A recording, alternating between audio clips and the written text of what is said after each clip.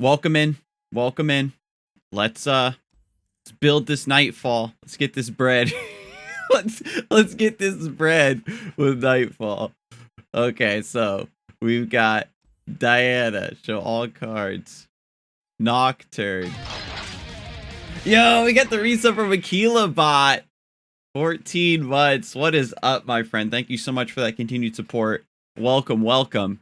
A new era is upon us. So, I was thinking about doing something weird like this, like one Leona, if we are running the bird, the TWILIT Protector. Man, there's a lot of 2-mana cards in this region combination. So, I don't know if I'll actually end up testing this tech, but it makes the curve make sense, right? Having a 5-drop at the top. But I figure that if we go TWILIT Protector and Daybreak allies get +1/+1, maybe that also like becomes a really nasty curve with Solari Soldier. And Solari Soldier, those of you who know, used to be a standard Nightfall 1-drop way back in the day. And perhaps the ability to get that free 3 damage is pretty good if you're attacking on turn 1. I think we could certainly explore that. Nocturne leveling up with Fearsome allies does kind of crowd out the 2-mana slot because, you know, I like to run Arachnoid Horror there. By putting the soldiers back in, you have to maybe cut Fireth, which is a little bit sad because I was really appreciating the weapons in Nightfall.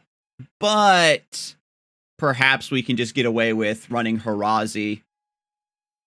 Playing it a bit slower, right? Not having the weapons, but by just having better stats and a better game plan in general, we don't need the weapons to kind of high roll for us. But what was I going to say? It's a lot of work, right?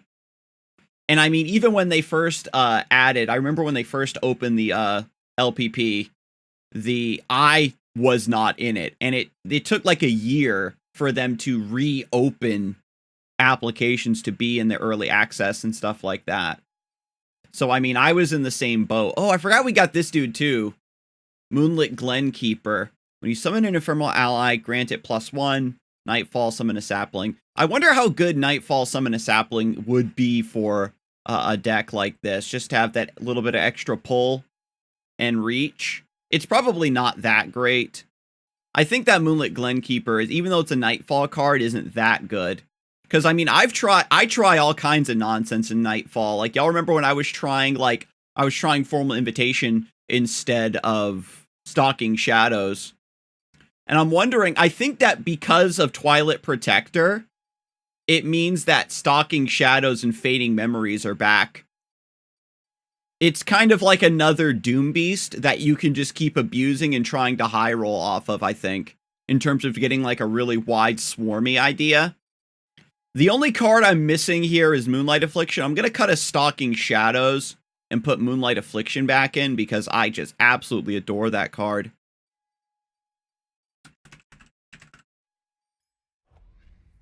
Seraphine's level is specifically worded as you've played 6 or more new spells.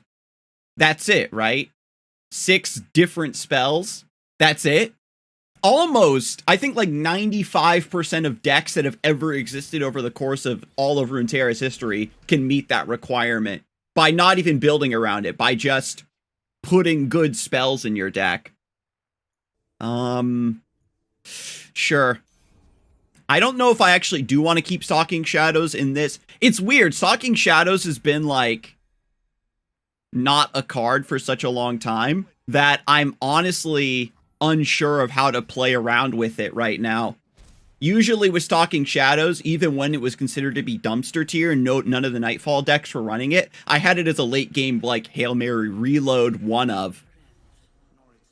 And look at this. This is so gross, right? I can just TWILIT Protector. Or I think I could just Duskbringer take the hit. Yeah, let's do that. Yo, what's up, Captain Sergeant? I enjoyed watching you cast the seasonals this weekend. Aw, thank you. The seasonals were great. I'm so glad that they brought on Monte Cristo and Ice-T. Boulevard, he's always a pleasure to work with. Oh, baby. Again, no Nightfall allies, right? But Twilight Protector and Solari Soldier buff themselves. You know what card I forgot to put in? I just realized this Unspeakable Horror. Let's hold off on the Twilight Protector. Yeah, I think we just do Lodestone.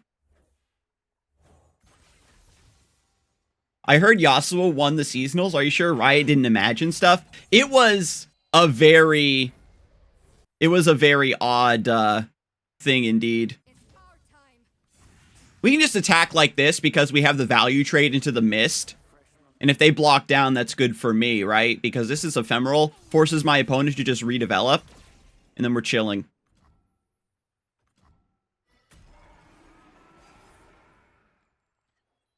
The thing is I think too many people brought anti-Nami lineups. Because when you queue into somebody else who's looking to counter Nami and didn't bring Nami, it just is incredibly awkward for you. Now, this is so funny because I don't mind taking this pass, I think. Just ending the round. If my opponent doesn't do anything, then I'm chilling. So I can do Twilight Protector and a Crescent Guardian. Summon a 3/3 and a 5/3. Yeah, M-Tux did bring seasonals. Did bring Frostbite to seasonals. It was pretty clutch. No voice lines? The bird or just in general? No, a lot of Nightfall units actually don't have voice lines. It's true.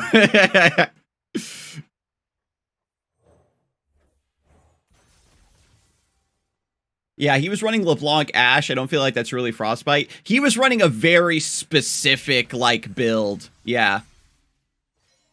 That was trying to hard counter, but unfortunately ran into a more aggressive take that was just a little bit too strong.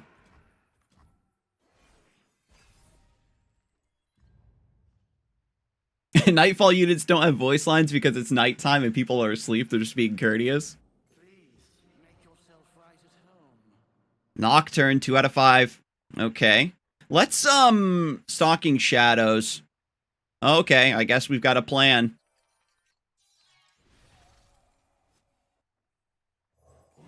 You know what? I actually should have summoned the Ephemeral Doom Beast here. Aw, that's tragic. That's very tragic. Yeah, on our defense turn, definitely better to play the Ephemeral. I guess it kind of almost doesn't matter. I guess it just means that they don't attack with everything. Yo, Luigi, congrats on making top cut at the seasonal, bro. I was like, Luigi? Let's go. I was like so shook. Ooh, wait, no, I can just Fading Memories. Let's go.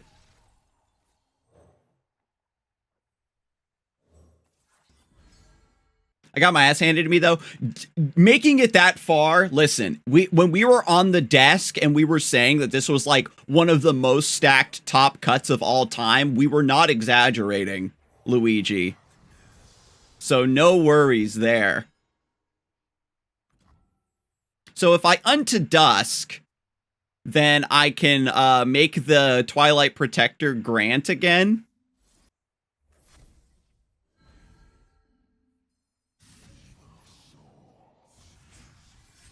Wait, why did I forgot that one had the Lodestone on it. God damn, I'm so bad. Go, Nocturne. Go, Bird. I forgot about the Lodestone. Yay, Nightfall.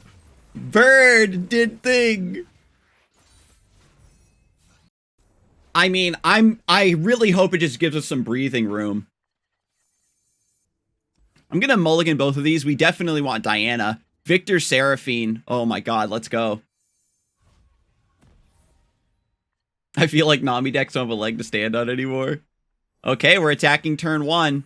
If we didn't draw this soldier, we 100% go Duskbringer. Visayan Disciple should have gotten nerfed for sure. I was really surprised that Nami was the only thing they hit. It does make sense. It does make sense that they only hit Nami just to give the rest of the strong stuff a way to still continue to be strong. but it does feel bad. Don't nerf Vistayan Disciple? Bruh, this card is nuts! Are you kidding me? When I'm summoned, create a random new 2-cost spell in hand. And remember when we looked at it, chat? There's only like 5 bad 2-mana spells in the entire game. To be fair, Vistayan probably isn't as crazy as we think it is. It's just because of Nami, it felt a lot like worse than it was. Same thing with Hookmaster, right? Like just those early game package of Vistayan, Hookmaster, Momentous Choice just felt way stronger than it actually might be because of Nami. We'll have to see. If this 2-mana spell is something like, you know what I mean, like a Sharp Sight, I'm going to be so upset. So I can play TWILIT Protector to make this a 3/3, give this a 3/3. This becomes an Onlooker. Yeah. Single combat. Oh my god. And she only gets better as time goes on when they keep adding 2 new 2-mana spells, right? And because it's so early in the game, even if you're main decking Mystic Shots because you haven't played one yet, it still counts as a new spell. So she can still give you things like Mystic Shot, things like Nopify.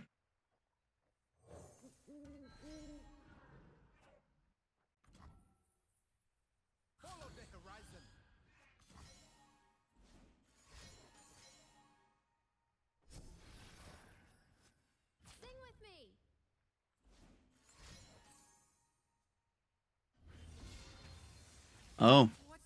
Wooj. Okay. Do you get all the boards with early access? Normally, I think the accounts they give are normally fully, like, unlocked, but this one didn't have any cosmetics on it. So we're just playing in the cool default noob forest here.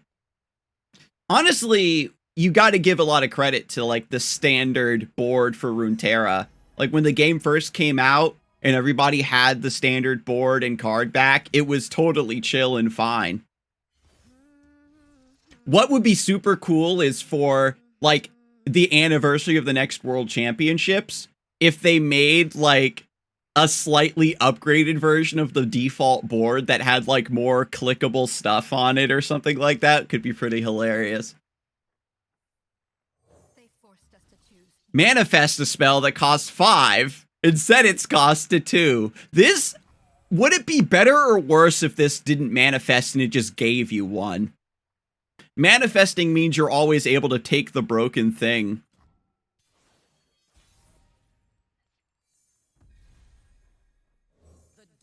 I mean, the card would be worse, but I mean, would it be more salt-inducing, I think. So we're gonna play Leona, because she has Challenger. And she is big Diana now. So they've got a random 2-mana spell, a random 5-mana spell.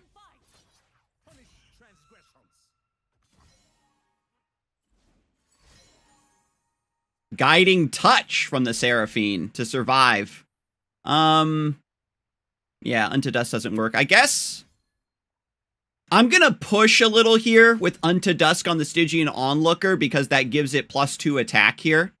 It's weird that it's not from your regions. I do agree.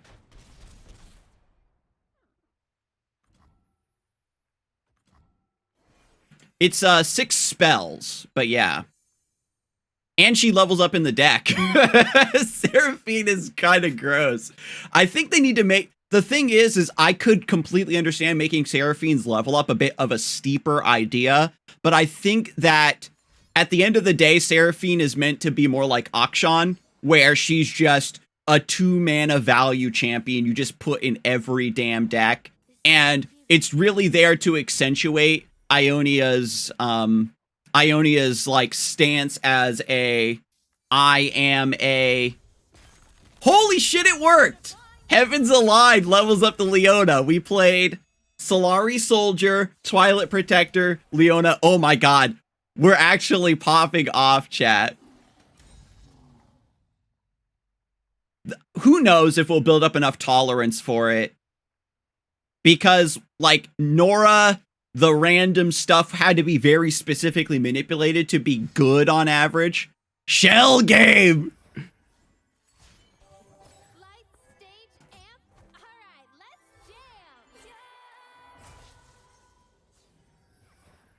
Crowd pleaser. What was that? Give an ally +2 in quick attack. Flow, create a new 2-cost spell in hand. Another crowd pleaser? Okay. Oh, they were looking for healing or something. Rip. Alright, the way to beat Seraphine is to end the game immediately before she levels on turn 5. Ooh, Cane Vane. I think I mulligan the Crescent Guardian. I'm attacking on odds. Have you tried Seraphine with Karma? No, Strange Hump. We just got started.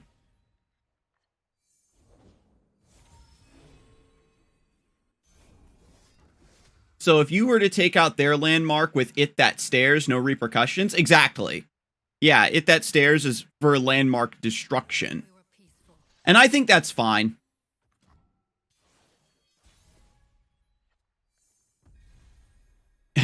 Yeah, Cade. They're playing Cade, chat. Yeah, we'll play Diana. We'll take it slow. The sharp sight or whatever is a little bit spooky here. Let's chill. Let's respect.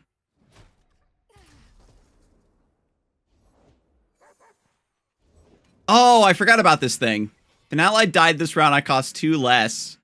Oh my god! I forgot this card was revealed today, and I completely forgot to calculate for it. This is broken! No! Holy shit. I summon a 1-mana 3/4 with Tub. Don't mind if I do.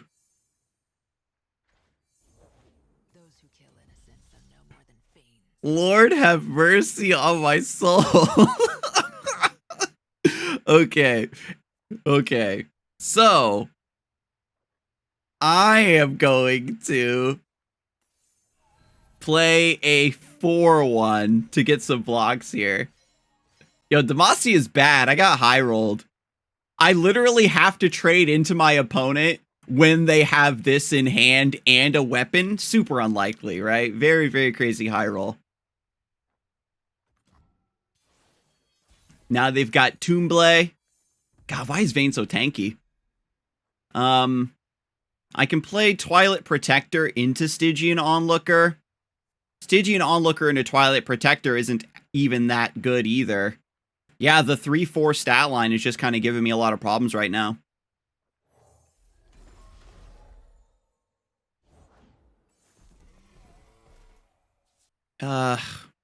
It's not worth it for me to activate the Stygian Onlooker Nightfall. I'm just going to pass. Vayne levels up when I've seen you attack 4 times. Oh my god, they get the second Aegis. I just need Lodestone to keep up with stats. You see what I mean? This is what was making, like, Fireth so strong. I'll play an Onlooker here. Just to help level up the Diana. We'll see. We'll trade that in now while it has the attack boost. Kind of weaken these a bit.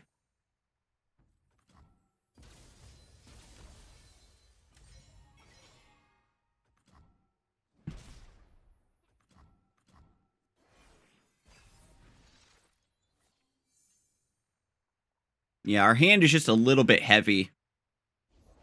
Next turn will be on 6. Oh, the Challenger is rough, bro. I can Twilight Protector to get an AoE buff, but that only buffs itself. We need Nightfall. Yeah, I think I just throw it on a Nocturne here, actually.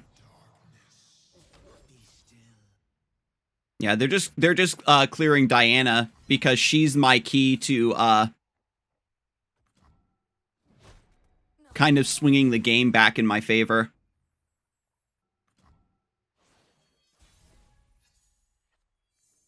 Ooh, Slary Soldier's actually a perfect top deck here. So we can do Soldier, then Nightfall, Nightfall, get a couple AoE buffs, and then swing in.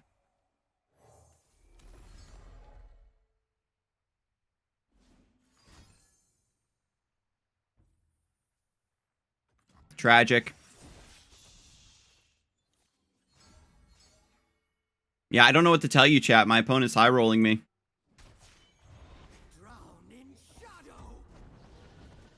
So you pick Red Cane here, always.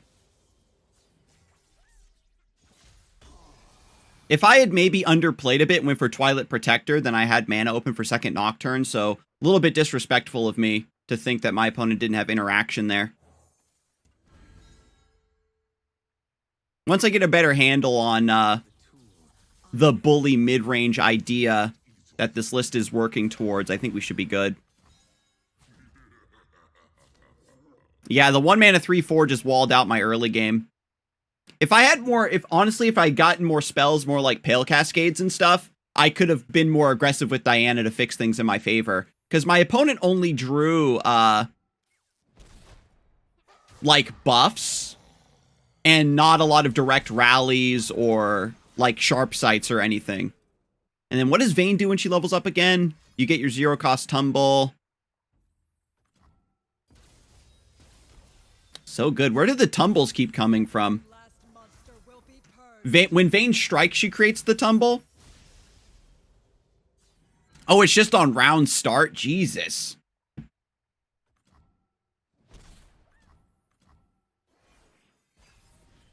Yeah, I'll have to put in the second Moonlight Affliction.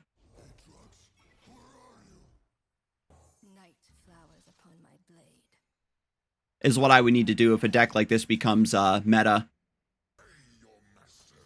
0-cost tumble. So gross.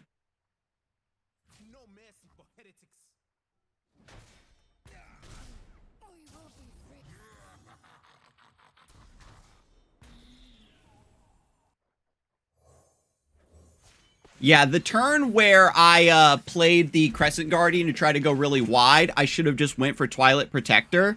So I had mana open for second Nocturne to kind of move things back in my favor. But Aikedo definitely just kind of just drew a curve.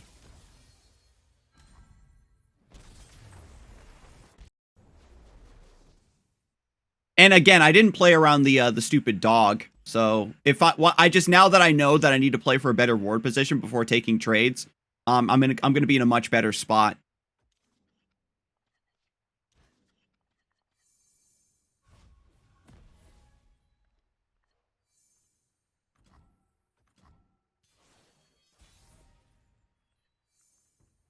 Ooh, that's even better.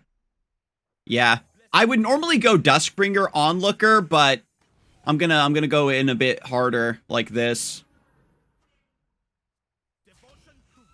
And because Seraphine just gives you a card when you play her, you can trade her in immediately. She's kind of like Zillion, right? Where you just don't care.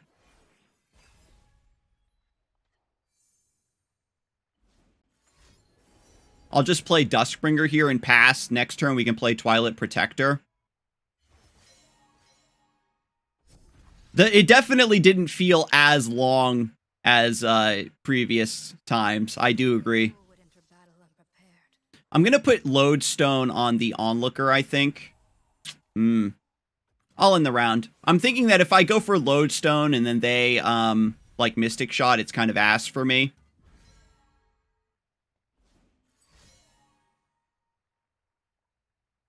Moonsilver? What? Oh, Seraphine got Star Chart. I see. The Song Spinner this early seems a bit much. That deals 2. Yeah, so we don't need to Pale Cascade that. I guess it's just there to hyper-level Seraphine, but then you have no sauce. We can put the Lodestone down. Keep our threat potential up.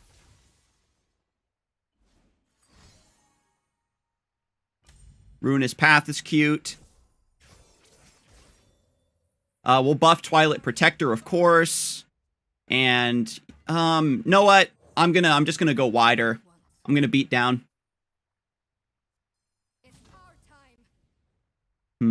It's technically better for me to do this.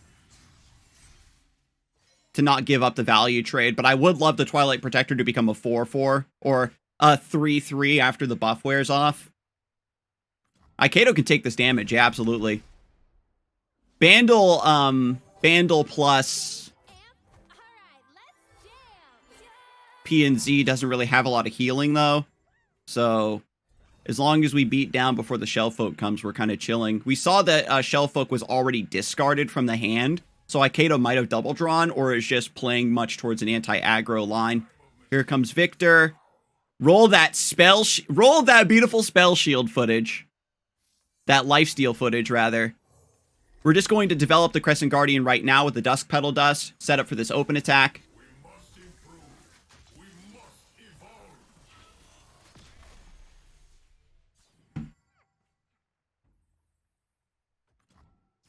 Oh, that's right. Seraphine doubles that. Gee whiz. Quick attack and impact. Okay, we're still chilling. Yeah.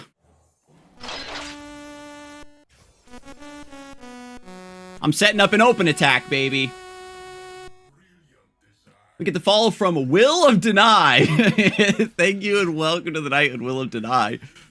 Invictor's leveled up, so the Trinket Trade and the Otterpuss and the Pranks are all discounted. Bruh, where are you getting all these blockers from? You don't have any mana.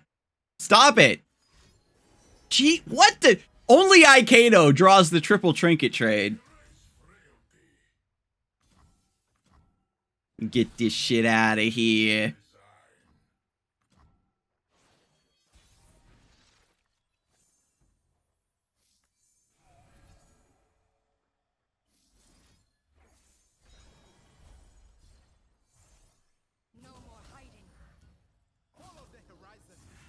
Why, yada? A wise guy, yeah? A wise guy. The timed trick.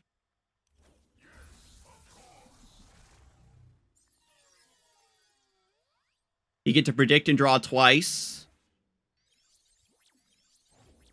Burn the pokey stick.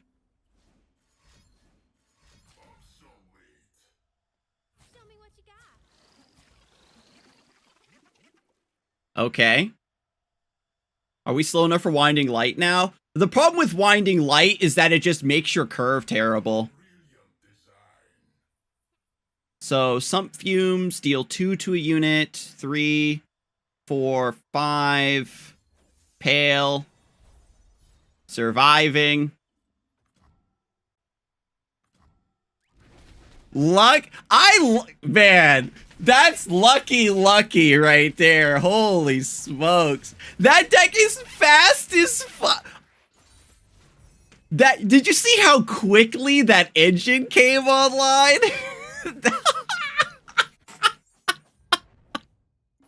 Holy smokes. He spun up that engine like he's driving a Ferrari.